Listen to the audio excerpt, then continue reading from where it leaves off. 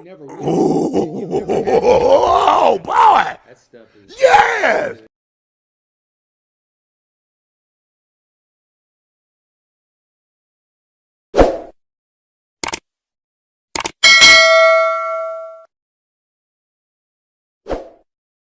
Showtime! Woo! Woo! Woo! Woo! Woo! Woo! Woo! Woo! Silent and profiling. Woo!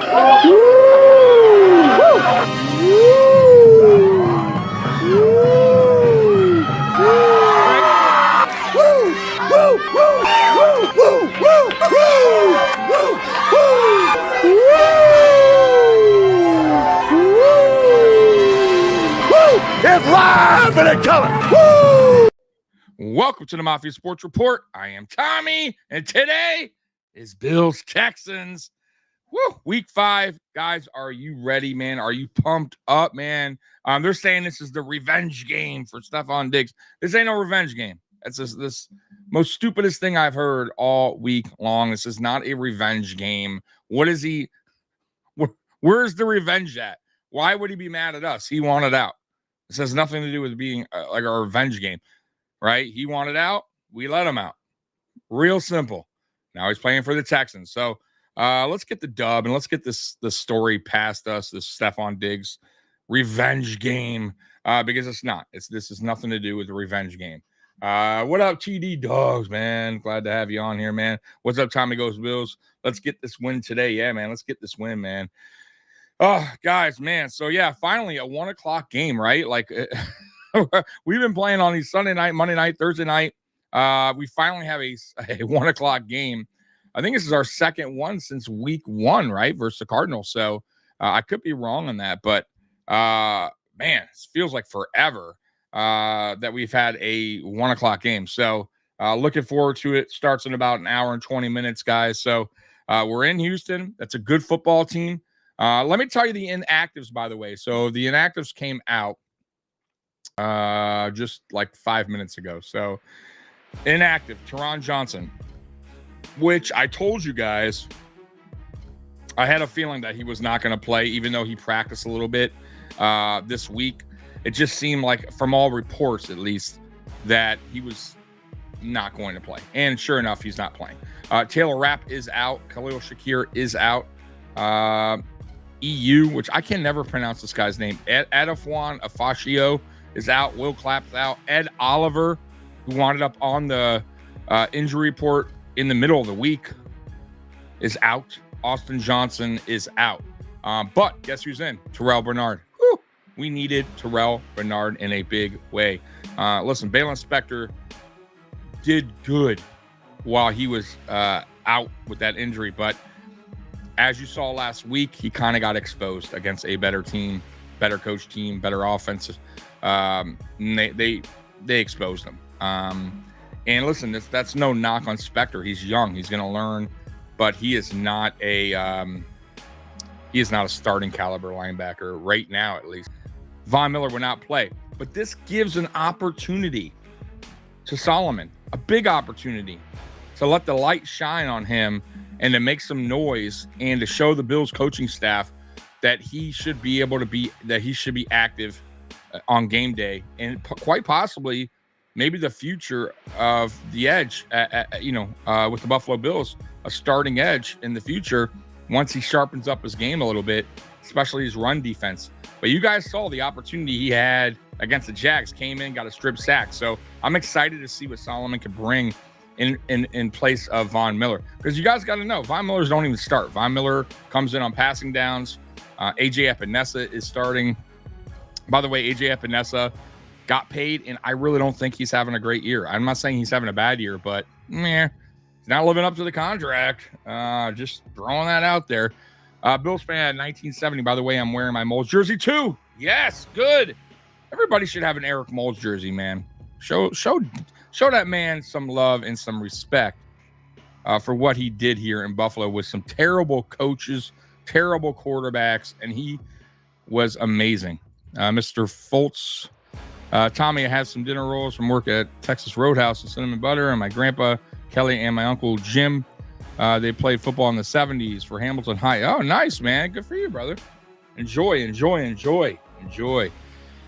So guys, today we're going to go through the big three, as you guys know, and I have an additional one. Usually I only have two, but today we're going to do the three key matchups to watch in week 5 against the Texans. We're going to go do the 3 keys to a Bills victory and the 3 causes for concern when we face the Texans. So that's what's on tap today for the big three, which I do every pregame with you guys. So looking forward to that. By the way, you guys want to know the uniforms? We're wearing the all white on white today, which is clean. It's always a clean look. Let's see here. Jose, Tom, I think Texans corners suck. I watched all their games. Yeah, they're not. Listen, the Texans, they're a good team, but obviously you've seen the first 4 weeks, right? They're up and down. Now their record's 3-1, same with us, but they definitely have weak spots on their team. And the corner, I feel cornerbacks are one of them, in my opinion. And I think the Bills will be a little bit more pass heavy than usual against the Texans. That's where I'm going. But the only downfall to that, Jose, is there's no Khalil Shakir today. No Khalil Shakir. And I have a bad feeling about that ankle injury. I think it's a high ankle sprain. They wanted to put him in a boot after the game. Matter of fact, if you go back to that game against the Ravens when they were taping him up, which they taped him up multiple times, by the way, you can see the tape was really high. Like, that is definitely a high ankle sprain on Khalil Shakir, which is going to linger throughout the season. Those just do not go away. He's going to have to play through some pain when he gets back. And it could be something that bothers him for the rest of the season. Now, I'm not saying he's going to miss the season. I'm just saying he's not going to be 100% what he can provide on the football field, which sucks because he's our yards after catch guy. So what am I saying? I'm saying that today with no Khalil Shakir, there's 2 guys that Josh Allen really needs a target. And there's 2 guys, in my opinion, that Brady needs to get involved in this offensive game plan. That is Keon Coleman. That is Dalton Kincaid. Also Dawson Knox. I'm going to sprinkle Dawson Knox in there as well because he's been a no-show. And I don't think Dawson Knox is that bad of a football player where he shouldn't be getting involved in this offensive game plan. We're paying him top tight end money and he's not producing. And maybe that's not even his fault. Maybe that's more on the coaching, that the game plan or whatever, the designs are not made for Dawson Knox at all. I don't know, but that's a problem. So I want to see those 3 guys. Now, obviously, you guys are going to say Curtis Samuel. Let's get Curtis Samuel. I think something's going on with him. I think the turf toe is still bothering him, guys. That's something that lingers. You guys saw with God, what was his name? The guy, the one Claypool. Right, Chase Claypool, he had the same injury in camp, missed whole camp, missed all preseason. We winded up cutting him. It's an injury that lingers. It hurts. It's painful, and I'm sure he's playing through some pain. And I think that's why they have him very limited in these games where they're not using him to his full capability. Because I've seen Curtis Samuel in the past. I know what he can do. He is a Swiss Army knife. He could do a lot. And there's a reason why. There has to be a reason why Joe Brady is not implementing him as much in this offense. So that's just where I'm sensed, because Joe Brady was his offensive coordinator in Carolina, and he had one of his better years with Joe Brady as his OC. So it's not like Joe Brady doesn't know how to use Curtis Samuel the right way. So that, for me, only goes to one direction, and that is he's not 100%. So with that being said, for me, you go to the guys that can produce today. And that is Keon Coleman, Dalton Kincaid, Dawson Knox. Dial it up for him. It's okay. The guy can play football. And I think we'll be all right. But I will say this. If we struggle today on offense, guys, and our receivers have a tough time separating, getting open, making catches, win or lose, we need to really think about making a trade for one of these receivers that are out in the market. I hate to say it. I was all up for everybody eats. First 3 weeks look great. last week, listen, I'm not panicking. I'm not saying, oh, we got to, now is the time. We got to blow this thing up and get a number one. Like, I'm not saying that because of one bad game. I'm saying that really because Khalil Shakir. And let's be real, guys. Khalil Shakir, even though everybody eats mentality that we have, he was Josh's security blanket. He was the go-to guy when we needed a play. And right now with him being out, and even when he gets back, not being 100% because of that high ankle sprain, it tells me the Bills need to figure this out and figure it out quick if we want to really actually make a run in the playoffs this year. You're not going to make it like this. You're not with a banged up Khalil Shakir, not with Dawson Knox being involved, not being involved in the offense. Curtis Samuel not 100% either. Clearly, you can't win like that. Matt Collins is what I kind of thought he was going to be. I hate to say it. Like, I like the guy, good dude, special teams player, but what does he really produce on offense? Really nothing. We have guys like Hamler, who I think we called up from the practice squad, but come on, man. I think it's time. I think it's time to, if it could be done, I think it's time to make a deal and get a player in here that can get this offense going. And it's okay. Like, even if you get a guy that only has 1 or 2 years left on his deal, I think Adams has 2 years left. I could be wrong. But who cares? Okay, you got him for 2 years. Well, in the meantime, you get Keon Coleman. Keon Coleman can grow and learn from this guy and get better. You don't have to always rely on Keon Coleman now. Not pressure, a lot less pressure on Keon Coleman. And then also, you have time in the draft to find yourself another top receiver while you have this other guy in place for the next 2-3 years, let's say. Cooper's out there. He's available for trade. I would definitely make the call and just see what they want. If he doesn't, he's not doing his job, guys. Like, and I don't believe that. I think Brandon Beane is doing his job, and I believe he made a phone call. Now, how picky is Brandon Beane with what he wants to give up is another thing. You know that Brandon Beane loves his draft picks. He hoards his draft picks. Sometimes, bro, I hate to say it, but you gotta do what doesn't make you comfortable all the time. You gotta do what makes you a little bit uncomfortable. Get rid of some of those draft picks. It's okay. Like, to better the team. I know you have a vision. You want to build through the draft. You want to pay your guys. But sometimes, man, you gotta go a different direction if it's not working.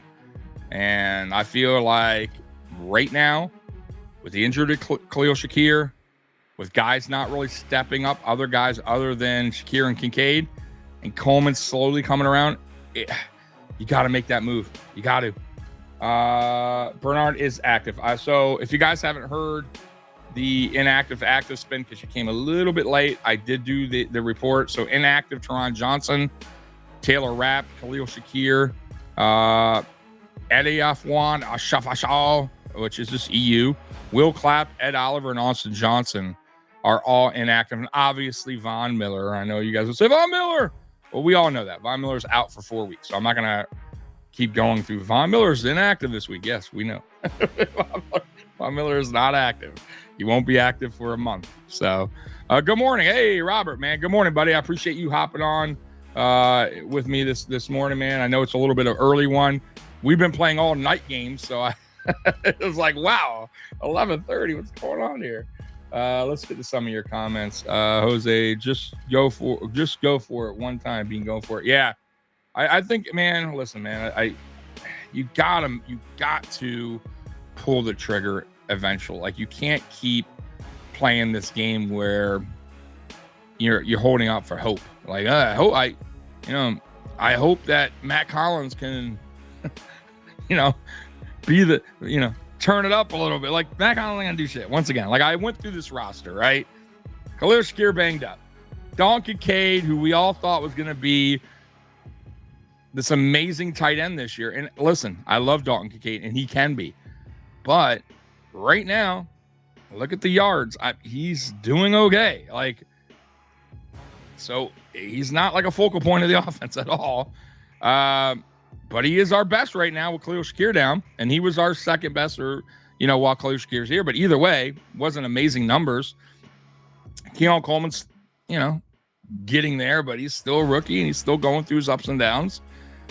And, Curtis Samuel, he's going through the injury thing too with the turf toe thing, and he's not getting involved. Oh, there's one more guy I forgot. One more guy. And I it's funny. A lot of you guys forgot about this guy. Or maybe you haven't. Maybe you want to forget about him. MVS. Who? What? Who the hell's that? Oh, it's the guy we signed in the offseason with terrible hands. Remember that guy? MVS? The one that can't get on the same page with Josh Allen. The one that's not producing anything. The one that I think he has 1 catch, 2 catches maybe on the season. Another waste of money. Another player that we brought in here that has not done anything for this offense. Guys, come on. I'd rather have Hamler up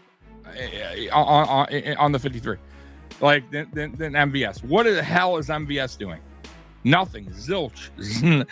Terrible. I just don't like some of these signings are just really turning out to be bad choices. I'm cool with the Mac Hollins because he's special teams, and he's a good dude in the locker room. You know what I mean? Good story or whatever. But once again, these guys aren't really producing. So it's time for Brandon Beane to, make a move here. Bring somebody in here that can actually produce. Okay, stop holding out for hope. Robert, Tommy, do you feel that everybody eats philosophy is delaying Josh and getting in time with his receivers? I hope throw the ball to Coleman, Samuel, and Kincaid 10 times each. I hope so too. So I've been going over this. I think the Curtis Samuel thing, for as much as we want to see him get involved with the offense, I think it's more about his injury. I'm more about the turf toe thing. That's why you can see from week 1 all the way here to through the first 4 games. That is, he's gotten a little bit more better, I guess, each game, or more snap counts, a little bit more involved the offense, that is, but it's still not enough. So I have a feeling it's because they're slowly, using him more and more as he starts to feel better. That's not helping us. So yeah, I would want to see him more involved. I just don't know if he's 100% where they can use him how they thought they were going to use him, if that makes any sense. Now with Kincaid, yeah, I agree. This game here, dude, the everybody eats thing right now with the rest of the receivers, it ain't gonna happen, bro. Mac Hollins ain't gonna fucking do anything. No one's worrying about Mac Hollins. And Dawson Knox has been a no-show. And once again, I don't know if that's because they're just not getting him involved enough. But yeah, I think this game here, I think Brady needs to dial it up for the 2 guys that are reliable at this moment. And that is Dalton Kincaid and Keon Coleman, in my opinion. It's time to see what they can do, what they can produce, because we know Dalton Kincaid is better than what he's shown through the first 4 weeks. We know it. And I just think they're limiting him, his routes, everything. I think their whole, I don't know what it is, man. I just feel like they're just not giving him the opportunity to make bigger plays for this offense. Dawson Knox can be used more. I don't understand why they're not getting Dawson Knox more involved. Listen, bro, Dawson Knox 2 years ago had 8 touchdowns. He was tied with tight ends for total touchdowns on the season with 8. I think it was with Travis Kelce, actually. So, and that's why he got paid. And then all of a sudden, boom, you're not using him anymore. Now, mind you, that's a little bit on Dawson Knox as well. Dawson Knox had some drop issues the very following year again. And then we went ahead and drafted Dalton Kincaid, who's a better pass catcher. But still, Dawson Knox, he's shown us that he can produce. We need to get that 12 personnel going more. We need to get Kincaid and Dawson Knox going a little bit, especially now while Khalil Shakir is out. But yeah, if it was up to me this game, I would implement the 12 personnel more, and I would definitely go into Keon Coleman a lot more in this game. It's time. Dial it up. See what you got. See what you got in them. But 4 targets for Keon Coleman for me is not enough. 4 targets, 5 targets for Dalton Kincaid is not enough. It's not enough. So it's time to dial it up a little bit for some of these guys.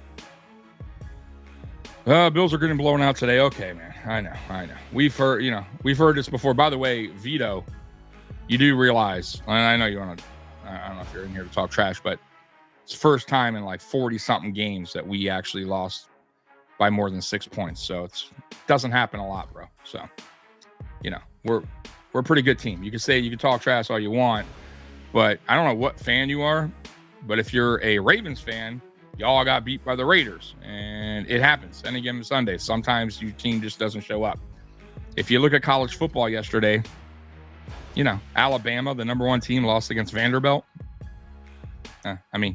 They could play 50 more times. I don't think that's going to happen again. It happens, though.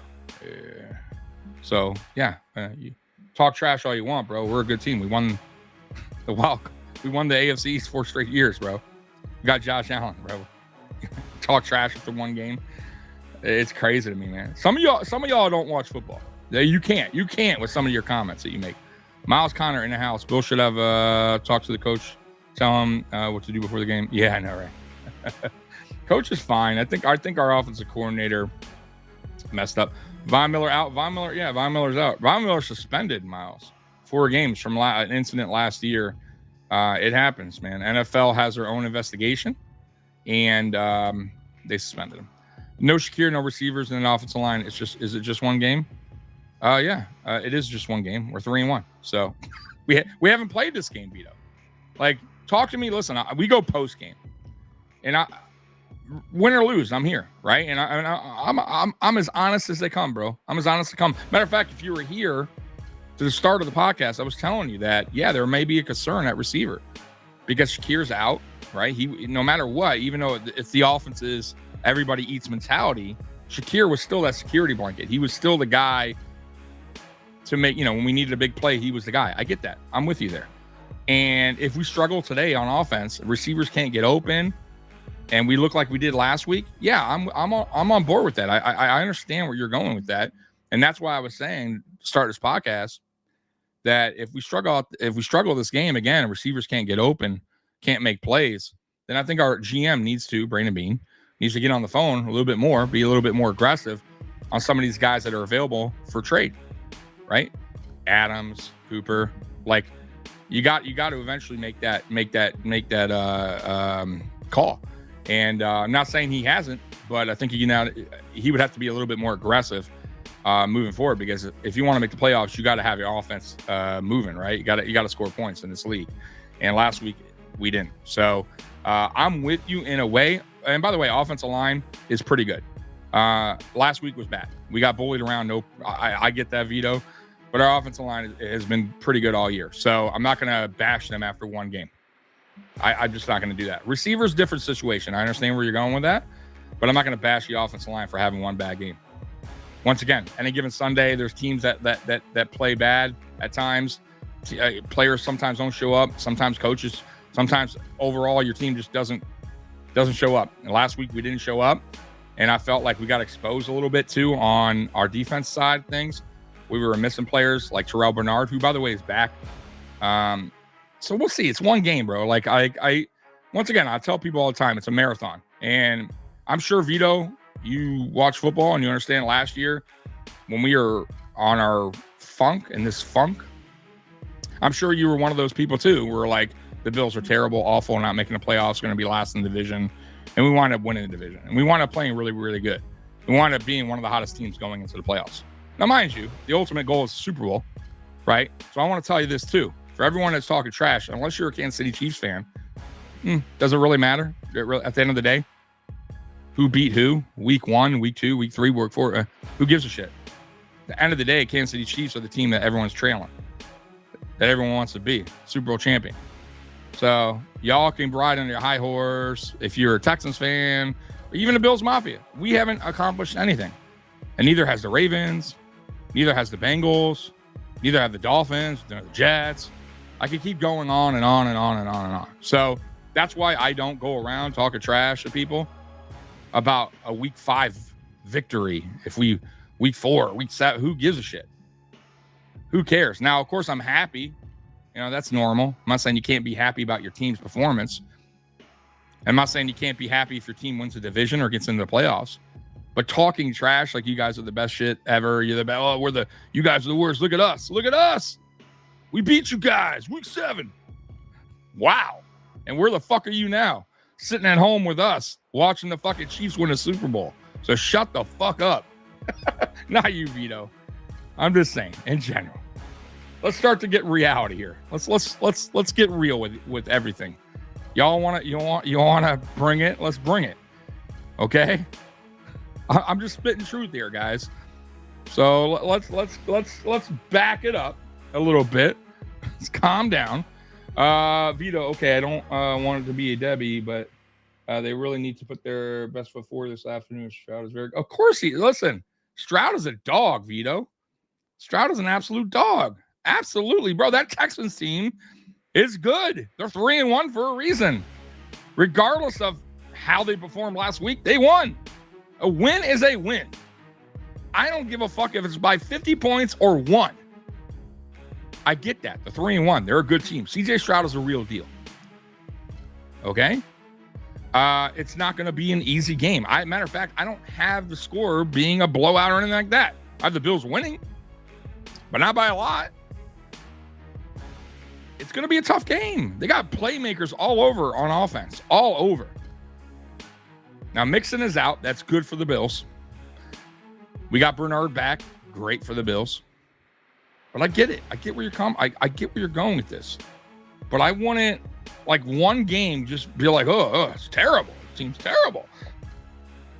Don't, I know it. Listen, man, I get it. Sometimes you look at last week, you're like, oh, it's over with. Look at our performance. Like, bro, look at our performance in the first 3 weeks. I get it. You're going to come back and go, oh, the teams are terrible. The Jaguars. Well, the Jaguars just took Houston to the brink. They almost beat the Texans. The Ravens, who we lost to the fucking Raiders. So you can't do that. You know what I mean? We beat the Dolphins, who were considered a really good team, and we're going to win the AFC East. And we beat them when they had Tua, and they had everybody in place. Tyreek Hill, Waddle. Where was the excuse there? I get it now. Like, now you could go, oh, the Dolphins are terrible. Dolphins suck. Look at them now. Well, yeah, they don't have their fucking quarterback. Of course they suck. Of course they look terrible now. Well, you didn't say that going into fucking week 2 when we placed the Dolphins. So stop. Like, I hate that shit, man. Texans look good. Just watch the highlights. The Texans are good. No one said the Texans are bad, by the way. Who the fuck said the Texans are bad? The Texans are 3-1. They're a good team. They got hella players. Tank Dell, Nico Collins, Stefon Diggs, CJ Stroud. They got a good head coach. That is a good fucking team, bro. Never liked Tua. Yeah, Tua. Listen, Tua's not a terrible quarterback. He's just he has issues, man. Concussion issues. And they built that offense squarely around Tua. And that is really another reason why they are struggling so bad. No Tua, there's a problem. And Mike McDaniel, their head coach, cannot figure out what to do with the quarterback they brought in. Matter of fact, 2 of them. Skylar Thompson couldn't run the offense, even though he was supposed to know how to run the offense because he's been there 3 years. And then they bring in Huntley, a guy that has speed, and can run, a mobile quarterback, who actually went to a Pro Bowl, I think like 2-3 years ago with the Ravens. They don't know what to do with him. So they're a hot mess. And that's more on coaching. That's more on McDaniel not understanding how to get his other playmakers involved more. But that had nothing to do with me. Roy, no plumber's crack so far. That's a good sign. Yeah, so last night. Yo, Roy. Oh my God. I had to close my blinds last night because the lighting was all thrown off, guys. And I got up to close it. And yeah, I gave everybody a show last night for about 2 seconds. So, and of course, Roy spotted it out for me. Thank you, Roy. It was funny though. Miles, hope you took the batteries out that clock. They will start to rust. Yeah, you're talking about the yeah. The clock back there. No, something's going on with it. I have a brand new battery in there. I have no idea what is going on with that clock, and I love that clock, but no, I don't know. I have to check it out. Something happened. The Bills should be able to run the ball against the Texans. Joe Marino on Locked On Bills did a good breakdown. Yeah, Joe Marino, by the way, like, I don't watch a lot of other Bills content. There's very few channels that I watch out there, I'll be honest with you guys. But he's one of them, Locked On Bills. Really, really bright dude, smart guy, knows his X's and O's, knows his Buffalo Bills football very well. And you can learn a lot from Joe Marino on Locked On Bills. Buffalo Plus, too, I enjoy them because they're fun. And they have their on-field access. Like, it's a good show. So I like those two. And, of course, I got my friends, Nickel City Mafia. They're always a fun watch. And they're actually good friends with the channel. But the other channels, they're just, some of them just not for me. Hashtag Sports, they're a fun channel too. So if you haven't subscribed over there, go over there as well. So, but yeah, man, there's so much Bills content out there, guys. Holy shit. Like, I got in the game in 2020 and whoa, there wasn't that many. There is so many channels now, guys, out there. It's crazy, bro. Spin, laugh aloud. Yeah, Tommy, don't read the rest. Laugh aloud. You will never say I'm right. What you read? What? I missed what you said. Let me see. I'm sorry. Did you say something? Let me. Remember, man, I go solo, bro. I had to do all the chat and talk and do all the other crap. Texans have holes on offense. They're struggling so far. Yeah, listen. I get they're struggling, but they still. Once again, they got playmakers. They got playmakers, and they could catch fire real quick. You know what I mean? So let's just hope it's not against us. But I'm not gonna buy into that whole, like, oh man, first 4 games, they're up and down. Like, dude, they have a hell of a roster, a young roster, and we've seen what they can do. We know what Stefon Diggs can provide on offense. We know what Tank Dell can provide. We know what Nico Collins can provide. We know what CJ Stroud is all about. Their head coach usually makes pretty good decisions as a head coach. So their team's pretty solid. I'm not gonna lie. Yeah, but every team, sometimes not every team comes out the gate firing, right, on all cylinders. So I'm not gonna go on what they've done the first week. Like, maybe a little shaky at times now, man. By the way, let's look at the Jets score. Vikings are up 17-10. So the Vikings, they went up 10-0 in the first quarter, and I believe it was 17-0 at one point, and the Jets winded up scoring right before halftime, 17-7, and then the Jets just scored a field goal in the third quarter, and now we're in the fourth quarter with 12 minutes left. Actually, Vikings just made a field goal. So it's 20-10 Minnesota with 12 minutes to go. We want Minnesota to win, even though I hate Minnesota. That would be good. Houston has more playmakers on their offense. Yes, clearly they do. Like, I can't say they don't. Like, they do. No, Tommy, just the Robert Wilson comment was saying I was right. Oh, I'm sorry about that. Hey, Spin, bro, I got to admit, you're 50% right most of the time. So, just messing with you. Vito, all right then. Who scores the first Bills touchdown? I'll go with Josh Allen. That's a great question. Who scores the first Bills touchdown? You're saying Josh Allen, which, I mean, golly. You know what? I'm gonna go in a total different direction than you. I'm gonna go a guy that has not been involved with this offense for the first 4 weeks. You know what I'm gonna go with? Dawson fucking Knox. I'm gonna go Dawson Knox gets the first touchdown of the game, because I feel like now is the time. Like, let's get Dawson Knox involved. Come on. So I'm gonna go Dawson Knox gets the first touchdown, and if he doesn't get the first, I'm gonna still say Dawson Knox gets a touchdown today against the Houston Texans. So I'm gonna throw that out there. Let's see if I'm right. Hopefully I am. But hey, real quick too, one more thing before I move on. And it's nothing to do with any of you guys in the chat, because you guys always are respectful. Vito, you're new, by the way. I've never seen you before, but I appreciate you coming on the pregame. And if you haven't subscribed, go ahead and subscribe. You seem like a cool dude, man. I appreciate you. All right, then. Who scores first? I already got that. Okay. Real quick, man. For people that are coming in here trolling and just getting nasty, bro, like I'm not going to deal with it no more. I'm going to report you to YouTube. I'm going to block you from the channel. And you guys got to remember, man, everything that you say on the chat is YouTube sees. YouTube will have for record. So if you talk, if it gets extreme and you're going to another level with your trolling, like I'm going to report you and I'm going to block you from the channel. I had an issue Thursday night with my Thursday night podcast crew, which is Mafia Means Family podcast. I am not on that show that day, but it is a mini Mafia mom. Mini Mafia, if you don't know, is like 12 years old. And I had somebody in there really getting nasty, talking a lot of really stupid shit. Okay. Not going to put up with it. And first of all, shame on you for talking that way to a 12-year-old. Like it's crazy to me how some of y'all get, some of you people out there that want to act like that.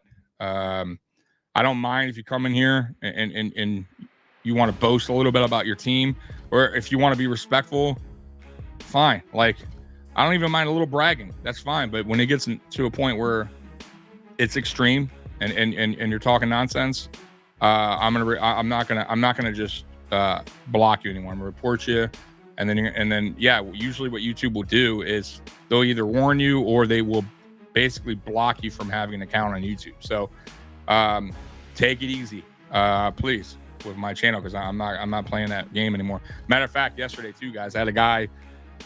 You didn't see it, but I had a guy coming here talking about he hates the Bills because his friend committed, and I'm not going to say the word because I can get demonetized, but y'all know where I'm going.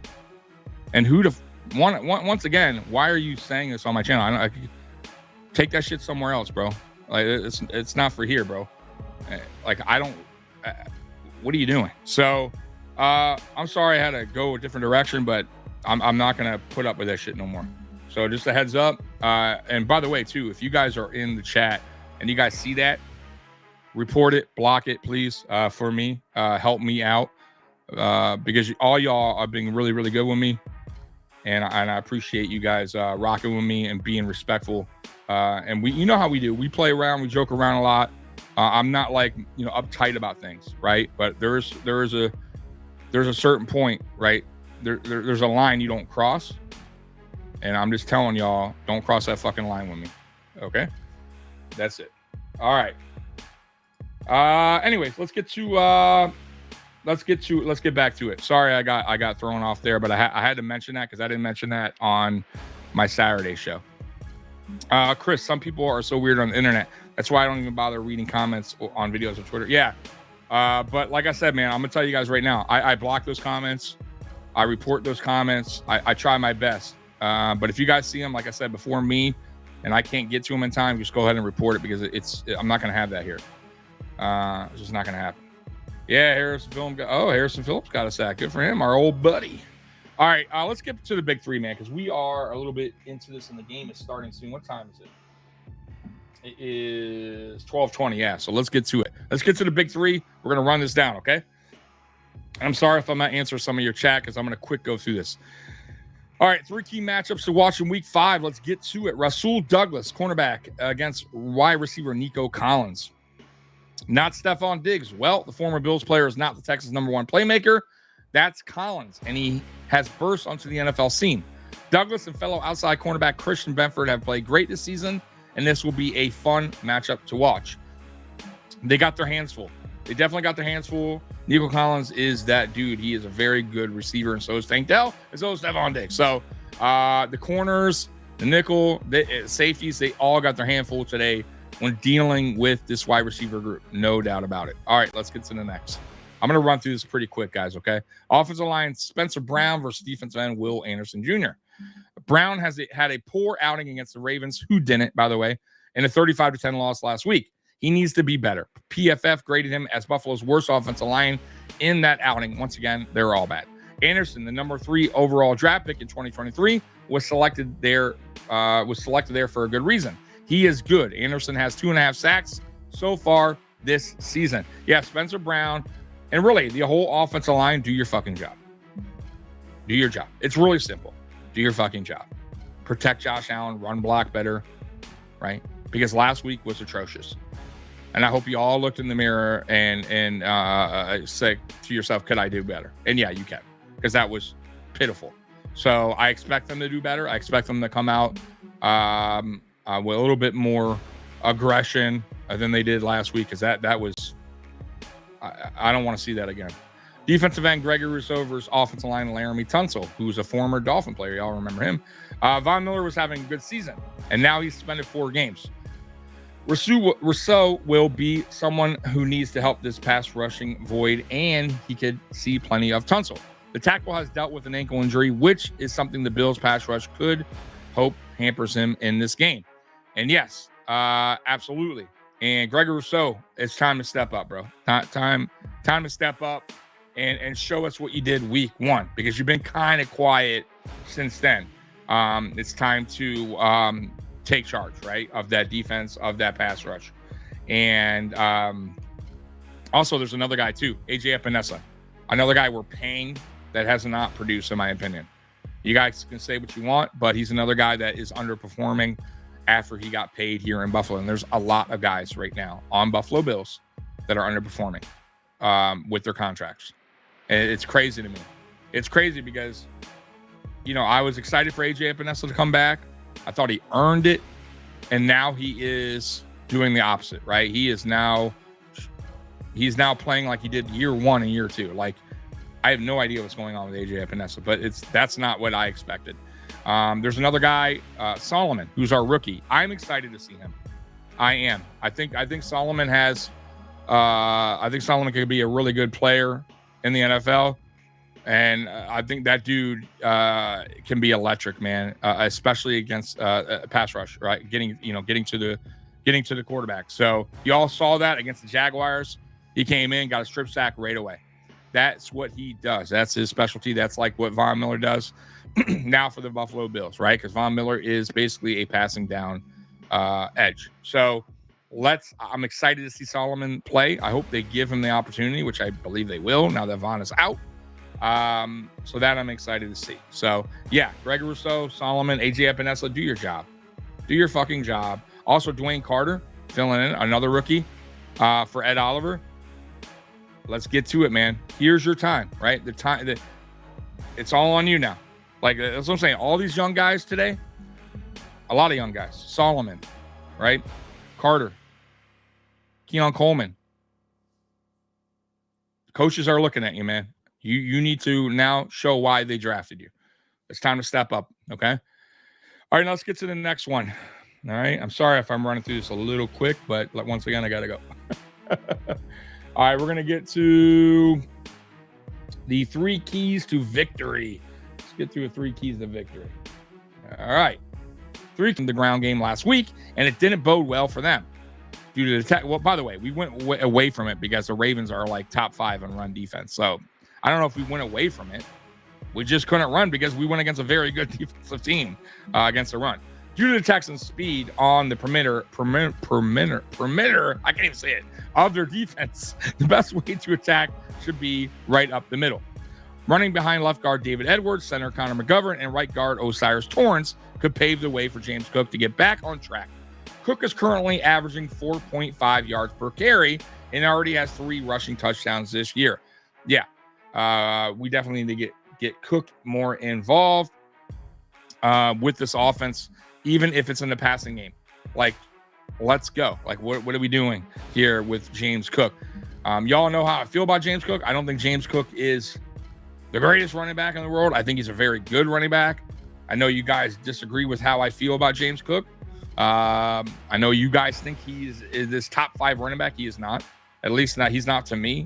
Not this year. He was last year. I'll give him his dues. I'll tip my cap.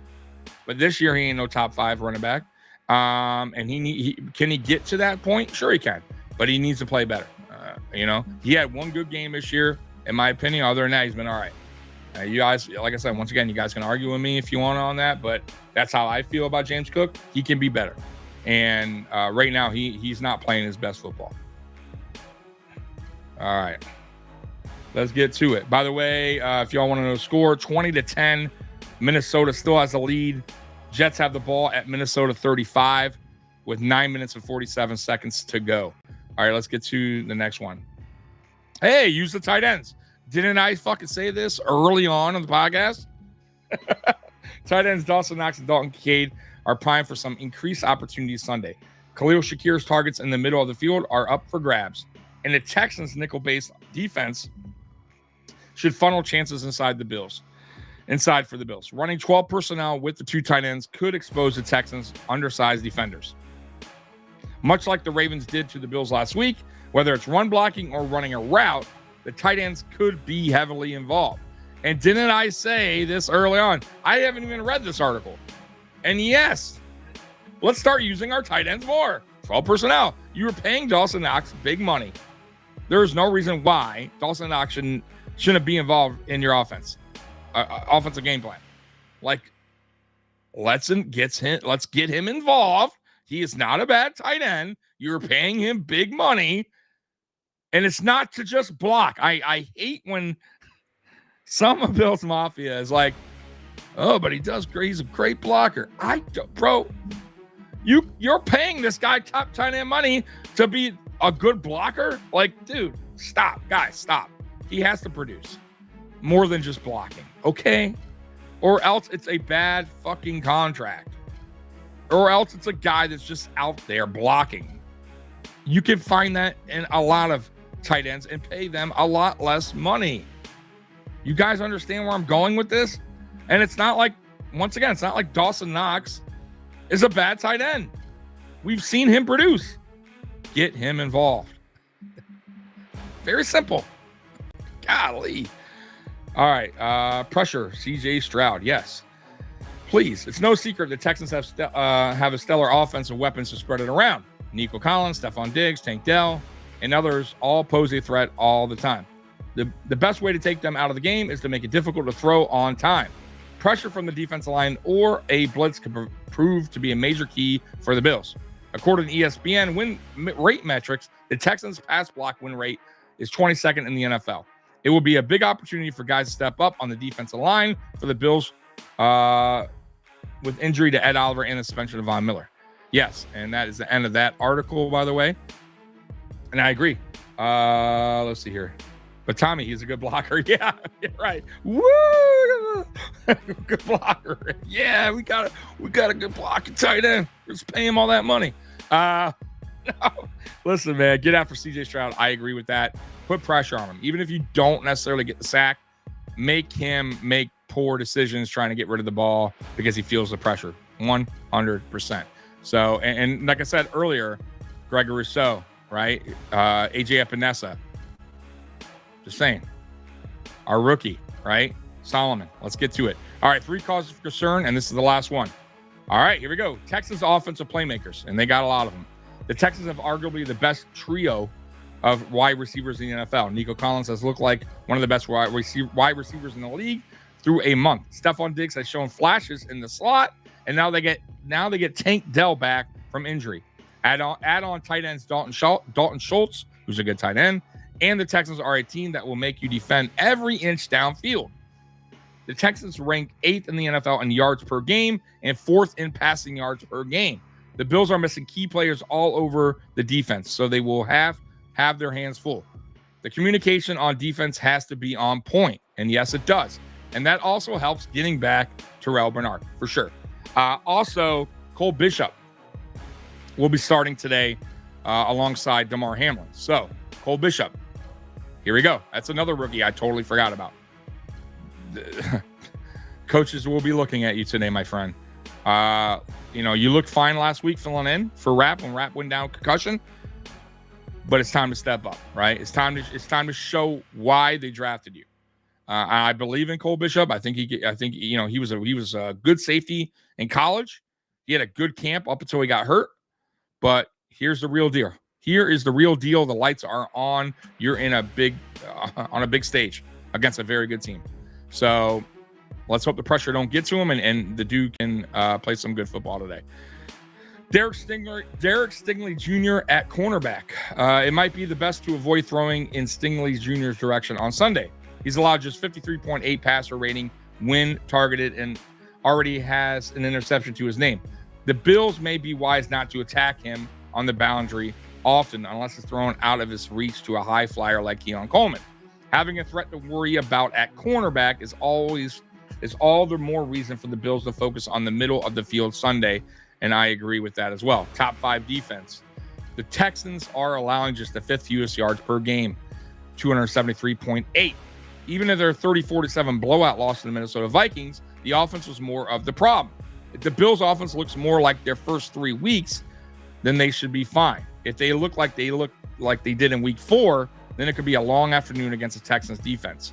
Eyes are on offensive coordinator Joe Brady to bounce back from last week with a solid game plan. And that is it for the big 3. I hope you guys enjoyed the big 3. I always like going over the big 3 with you guys. So looks like you guys are getting ready for the game because a lot of you guys jumped out of the stream, and that's okay. I get it. It's 12:30. It is game time, and you know what that means, right? Y'all know what that means. Let's hit it. Let's hit it. You better wrap it up. All right, yeah, that's the time. It's time to wrap it up, man. So let's get to your score predictions. I'm gonna wait for you guys in the chat. Go ahead and throw me your score predictions right now. I'll wait a little bit, and I'll give you mine. So whoever's in here still, throw me your score predictions now, and then I'm going to bounce out of here, and we'll see you. By the way, we'll be here post-game, win or lose. We're always here talking Buffalo Bills football. So I'm going to wait while you guys tally up your score predictions, and I will give you mine as soon as some of yours comes in. Here is one from Jose. Jose says 37-27 Bills. Okay. All right. I don't mind that score. Roy has it 31-20. Finally, Roy's going back to his old ways and predicting against the opposition. So he's going Houston, 31-20. Okay, that's fair. Let's see here. I already got that. Jose says 37-27 Bills. All right. Anybody else? Let's see here. Vito, I need the Bills to win because I couldn't stand to see the Strouds in a good mood with Tom Grassi in the NFL scripted. Tom Grassi, yeah. He's a funny show, that guy. Chris, Bills 24-21. As it close. All right, I'm going to give you mine. I got it, Bills. I'm going to say 31-24. I think I predicted that. That's what I said on my Friday show. So I'm going to stick with that. 31-24. I think it's a close game.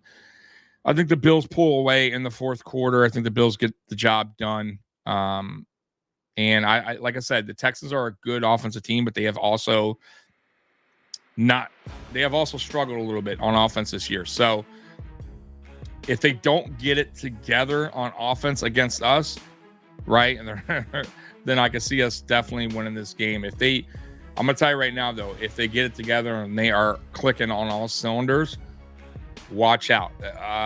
The Bills better be on their A game on offense. That means to match them. That's all I could say about that. But it's going to be a close game. I don't think it's going to be a blowout by any team. I really don't. I don't see it happening. I can't pick against the Bills. 37-27 Bills. I don't know if we score 37 points though, man. I don't. They got a pretty good defense. I mean, they're not great, but I just don't. I don't see us. I don't see us putting 37 up, man. 31 even is the way we played last week. But once again, it's a new week. But we're missing Khalil Shakir. We're going against a pretty good defense. We're in Houston. So I don't, even 31 might be a little bit of a stretch, considering we're missing some key weapons, and that is really Khalil Shakir. And I mean, obviously, we can even add in Von Miller there. So I'll stick with what I said, 31-24, but we'll see. Roy, Bernard practiced with the red jersey, so I figured he'd play. Yeah, he is. Bernard's playing, but we're without Teron. Teron's not playing. He did practice, though, but I had a feeling, and I heard most reports were saying he wasn't going to play, and they were right. They were correct. So I think one of the other big injuries too, I even forgot about, is Ed Oliver. Carter better step up. That's big shoes to fill with Ed Oliver out. So yeah, we got some guys missing and we got some guys coming back. So let's see what happens today. And let's just, all I can say is this, man. Joe Brady. Let's get some pre-snap motions going in there, right? Let's see what we saw week 1 through 3, right? Where we were clicking on all cylinders and we're doing a lot of pre-snap motions, and let's get James Cook more involved, and let's even get some of our other playmakers involved, right? Dawson Knox, he can be a playmaker. So, let's come up with a different game plan that you did week 4, which is a very vanilla, safe game plan that backfired. Did not look good. I want to see a way better game plan. And please, by the way, stay away from the trick plays if they're not needed. Like, not even they're not needed. Just know how the game flow is going. If the Houston Texans are firing on all cylinders on defense, it's probably a bad time to pick to do a trick play. Just throwing that out there. So just choose them wisely is what I'm saying. Take the trick play out of your bag. In a part of the game where things are going well for the Buffalo Bills offensively, not where we are struggling to find our way. Please, okay? And on defense, let's adjust as well. We're going to probably have to adjust at some point, and that goes the same for offense too. Joe Brady, you're probably going to have to adjust at some point in this game. That's how it works, man. It's a chess match. Anyways, guys, I am out of here, man. I will see you guys post-game right after the game ends. I'm not sure if Mikey's going to be joining me or not, but I will be here regardless. So, guys, I love you, Bills Mafia. Thank you for joining me today. I'll see you guys in about, 3.5 hours. So, see you later. Peace.